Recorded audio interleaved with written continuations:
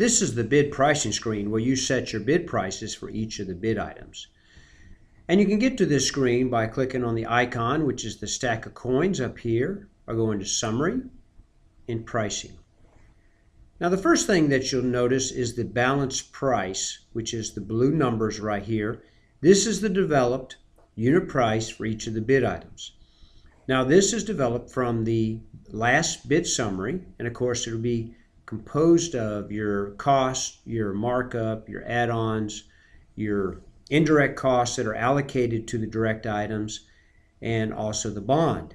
And you can look at these components up here in these different tabs. For instance, if I want to look at the add-ons, I could see how the add-ons were allocated to each one of the bid items, and there's my total of all the add-ons. Now, it looks like the balanced price is rounded to the nearest penny. Actually, this extends on out, but the bid price is rounded to the nearest penny. So this might go out another, 6 digits, the balanced price, but then it rounds it to the nearest penny for the bid price. So that's why when you first get in to the bid price and you haven't unbalanced at all, you still have a difference from the balanced total, which is your target bid, and your bid total, which is your current bid total based on this rounded penny number times each of the bid quantities. So this would be the exact bid total right here to the nearest penny, and this is the total of the bid of all the bid items to the nearest penny.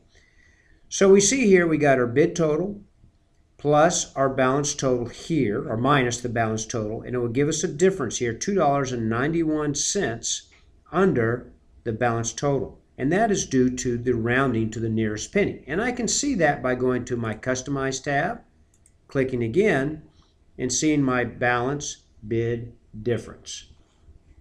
And there they are right there. There's all the rounding to the nearest penny differences, and it all totals up to $2.91. And sometimes this number can be quite large, thousands of dollars difference in the rounding due to large quantities and due to that rounding to the nearest penny.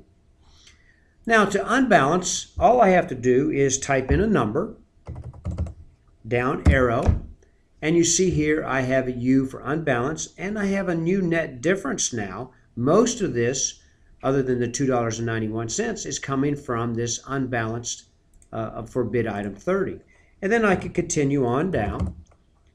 And as I do this, you notice the number changes. Two things are dynamic here. The total bid and the net difference is dynamic also. So I go on down here and I can set these. Watching.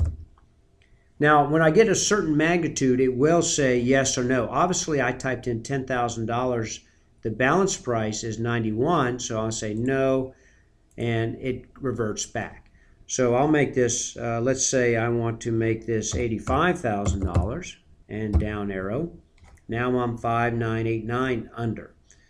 So the idea is this would be your target here, but it doesn't have to be. You can bid it like it is now, and it will be to the nearest penny. It will take each one of these bid quantities times the current bid price, and it'll give you a bid total, and this will be the exact bid price, which is also in yellow here.